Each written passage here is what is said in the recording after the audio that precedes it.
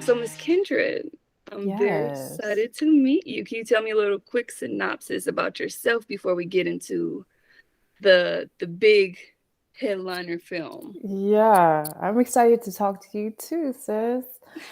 So, my full name is Weléla Mar Kindred, and I guess I'll start there. I have family in Ethiopia, which is really Okay. cool, and that's how I got my namesake. It means the sweetest part of the honeycomb in Mm. Amharic.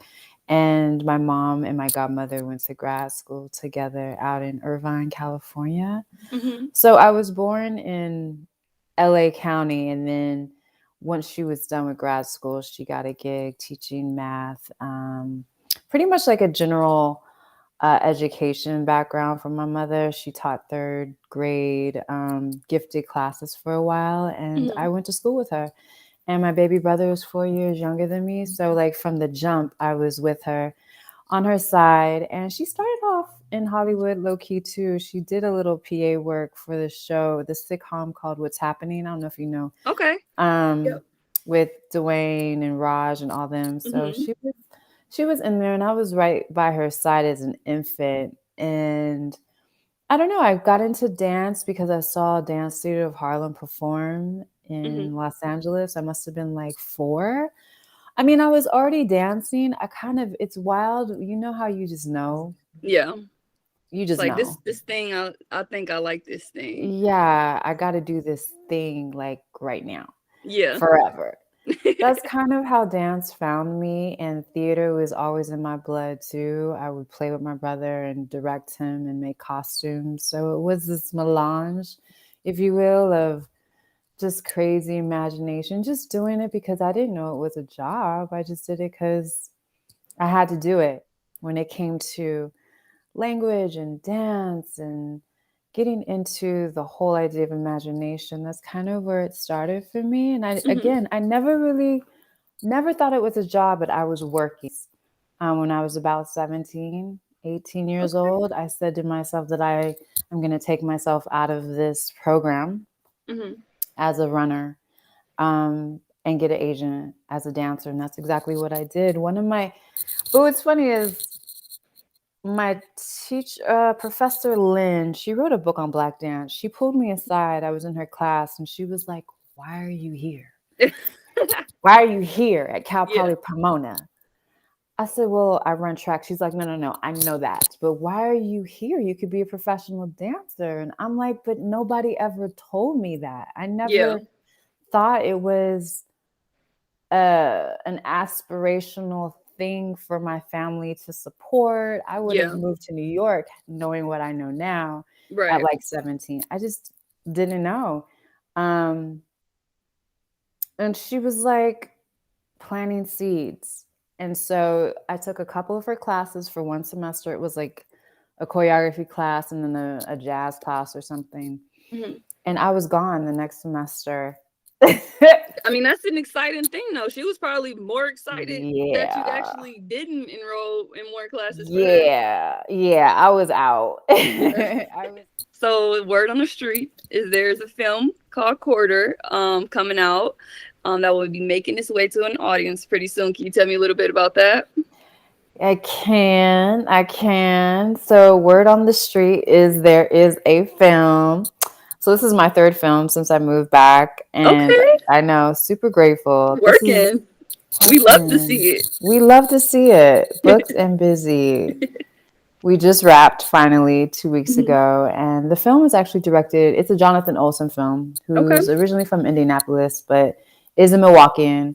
And that's how I got to film in Milwaukee for a full year. And that's why I'm talking to you. So the film is like a dark comedy. Think Wes Anderson meets Sofia Coppola. Okay. Aesthetically, me being the film buff that I am, it's Mhm. very, like, the details are there. Derek Schmidt is the cinematographer, and so Mhm. it's a really moody film, but it's funny. Mhm. Um, there's this security guard named Gordon who is kind of like a schlup sloppy security guard who really doesn't like his job. He has a Mhm. girlfriend and a dog, and he's kind of like this good guy. He doesn't really see evil in the world, right? Mhm. My character, Mariah Gray, does evil. She's part of the mafia, but she's also a curator and an artist. She takes both of those, well, all three of those very seriously, and nobody fucks with her.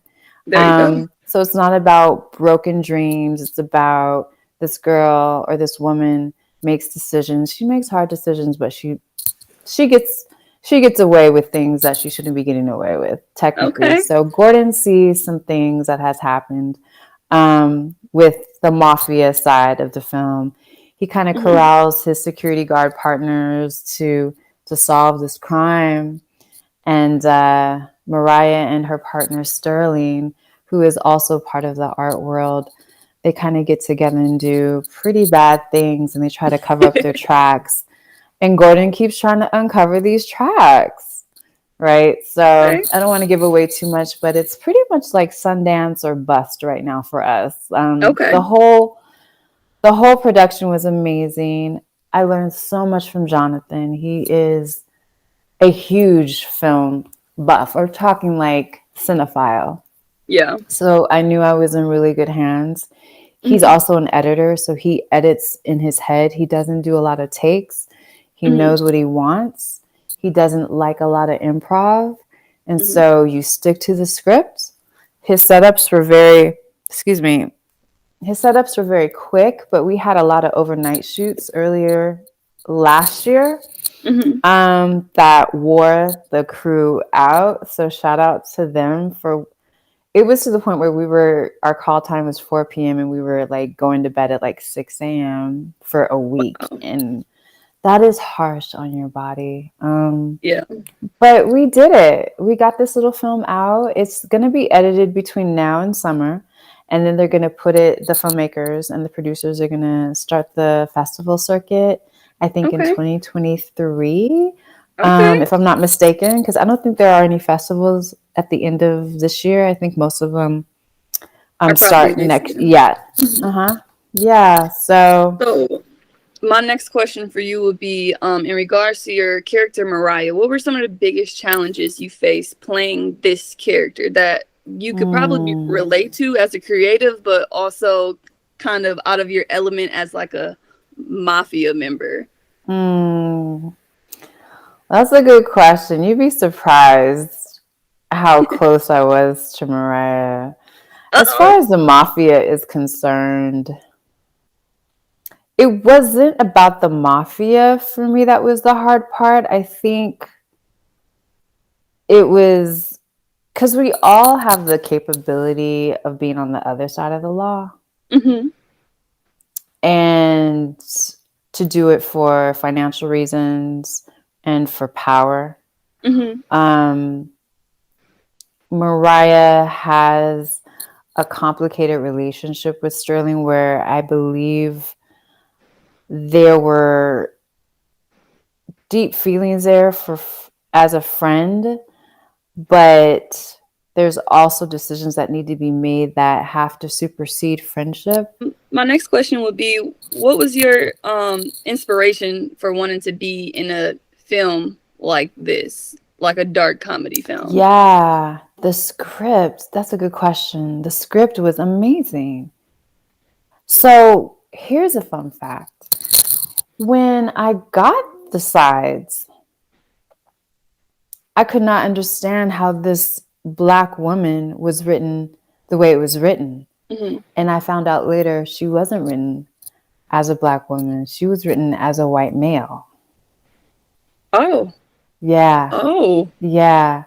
That's a completely So different take. it is. It is. And I don't know if you've ever like read a script, but if you were to read the way Mariah was moving through the world, Mm-hmm. it was just beautiful. It wasn't what you're used to seeing. Because here's the thing, I'm used to seeing black women written a certain way. Mm-hmm. I kind of know how it's going to go before I even finish the script. Mm-hmm. And with this, it was just less about my brown body and my history and more about how I direct what I need And I thought that was so cool. Mm-hmm. I wanted, that was what was, that's what was so inspiring for me was, oh, snap. Like, this could be very interesting to play when my culture is already on screen because I'm a Black woman. Mm-hmm. You see this, but it's not about politicizing that. Right. Cool. Let's do this. And so the script read like a play. It was hilarious. And I auditioned. I put it on tape very quickly when I found Mm-hmm. out. And then they had me call back and do it again. And I was elated when I got booked. I was like, bet, let's go. Like, let's do this. Like, Yeah. Yeah. got you. So, you kind of touched a little bit about, like how it was important to you, how they didn't politicize your body, and more so, you got to take up your own space as your own entity and not focused on your body. So, Yeah. why is that important to you on screen? It's not the only reason why it's important, but it's definitely a change. Mm-hmm. As a Black actress, that's always the thing. And I am so over us having to exoticize everything about us in cinema. Mm-hmm. Oh, you're the first Black woman to do this. Oh, you're the first Black man to be on screen for playing da da da da da. I believe that we should be able to just do normal things in life on film without it being a political statement, you know. Yeah. And other foreign films do it. And Mm-hmm. I think it'll just take time for directors. And that's why I'm so excited to work with up and coming directors. I think it's just going to take time for this aesthetic to push through. I could feel it pushing through, but you know, it's funny if a white male writes a character as a white male and kind of leaves it, but then puts a Black woman in, you To know, the and just space. changes the name. That is very interesting because what ended up happening was I was very in my masculine. I made very quick decisions. I took no shit from anyone, but it wasn't written with this sassy language that a Black woman is usually given Mm-hmm. by writers who aren't even Black, Yeah. to where they have to stereotype how we speak to each other. Very much Like how, using every Ebonic oh, I word that mean, they like can think very much of. how Taraji got caught up with Cookie. Yeah. You know what I mean? Like, Yeah. you know, every white writer in a writing room then takes that as, well, this is how they speak to each other. So this is how she needs to be. You know, Yeah. if a Black writing team would have wrote Mariah, she would have been completely different. Absolutely. She would have been completely different. And it would have been kind of trope in a way. Mm-hmm. And I just want us to be able to, like, Be versatile. yeah, to be seen on screen doing us just like everyone else. Mm-hmm. All these other cultures are just doing themselves, and in cinema, you know, just doing them. Mm-hmm. But on the flip, that's normal for some people with Hmm. the more politicized version of it. But I think that's why it's important for people like Issa and like the genre of like the awkward Black Yeah. series, like because it gives a different perspective of like these are the normal Black folks who don't Yes. fit That's what I the love about category. Issa, Mm-hmm. right? Like, we're so not normal, but we're normal. This is, Yeah, I and it's think, weird to see normal on screen because it's like, wow, that's like what I do. That's yeah, relatable. every day. Like, I Yeah, don't think about being Black and carrying a gun with me every day. yeah, Yeah, no. I'm not that's protesting every day. yeah, absolutely. You know, Yeah. so I think we're getting somewhere. There's so many artists and directors and writers right now. Mm-hmm. I don't even know any, Yeah. like, I every time I look up, there's somebody new coming up with a project because there's so many channels to put your stuff on. Mm-hmm. So I, moving forward, I'm excited to see what the new generation has for us because I feel like the canon of Spike has been done. His greatest Mhm. work has been done. Like you Mhm. cannot touch that work. Yeah. You know what I mean? Yeah. Um, and even the actors that he's used, Mhm. that generation is starting to get much older. What we're now seeing, like you said, is Issa Rae and Jordan others. Peele and Yeah, um Blitz. yeah. This cat who's going to direct Color Purple musical for Mhm. film, and he has another deal with a book that he wrote.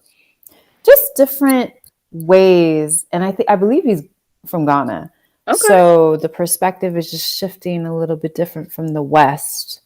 Mhm. Um, what John Singleton did was great, Mhm. right? Um, but yeah, I think it's wide open now to see what we can do. Okay.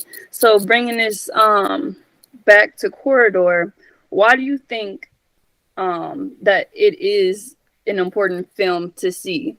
It doesn't have to be like a Mm, political stance. It doesn't have to be yeah. like, oh, I think you should see this because like one of the actors have this medical history or Yeah, whatever, but like no, it's definitely not that. I think Corridor would be important to see if you like to watch film in its noir-esque space, and Mhm. Jonathan's work has a lot of references of films from the past. Mhm. I think if you're into cinema, I think if you're a filmmaker, you should watch Corridor. Okay. It's not for everybody. You know what I'm Mhm. saying? Like, not everybody can watch a Wes Anderson film and get through it. Mhm. I can, but that's me. Yeah. Because I'm looking at everything. Mhm. Um, I would say corridors for the cinema lovers, the filmmakers, the directors of photography, because it's very nuanced. Mhm. Yeah, yeah, and it's an indie film, so That is also very important. Like it's not like it's a Fortune 500 company that's like nah, sponsoring sis. everything, and because obviously I did have to do my research. Like, so I watched the trailer for it and everything, read Yeah, all the cast members, like the yeah. little Oh, spiel from dope, everybody. dope. Um, and so my last question for you would be: do you guys need anything from the general public to further create the project, or if people are interested in helping out in any way, as far as like donations or like just trying to be Oh, in that type right. of what word am I looking Yes. for? Type of environment with you guys. How would they get in touch with you guys to even do that? How they get in touch? I think the website is Mm-hmm. corridorfilm.com. Is that what it is? Let me click on I it. I think that's beautiful. That's a great question, by the Yep, way. corridorfilm.com. Yep. Cool. That's a great Um, question. Bless you, sis. of I think course. all donations are definitely still welcomed. Um, my job is done as an actor, and I Mhm. go back for press next year when we do premiere it. But if you go to corridorfilm.com and you want to be a producer, I'm sure if you donate enough money, you could probably get that title. I mean, we were able to definitely wrap the film with their budget, um, and I honestly think that I wanted to talk to Black press, especially because I think the movie is going to blow up, and I think the career for me is going to take a bit of a turn. Mhm. Not just from this project, but I think this year in general is going to be a really big year, and I think that Corridor is going to do really well. Like I said, I just think that people are going to be pleasantly surprised what we did in Milwaukee. Absolutely. A lot of the scenes were shot at beautiful spaces. I believe the War Memorial was one of them, and that's Okay. a beautiful. I forget who the architect is. I could find out for you, but it's like a gorgeous site. Mhm. Want to support? Go to the website, and then when the film comes out, just retweet and repost. You know, hey, your Okay. girl's there. There you go. You know, let's go. Let's And then go. can you just repeat your character's name for everybody. Yes, it's spelled like Maria, but Hmm. it's actually pronounced Mariah, Maria. Gray. Boom. Well, Boom. thank you so much for talking to us, Miss Kindred. Thank It you was great. so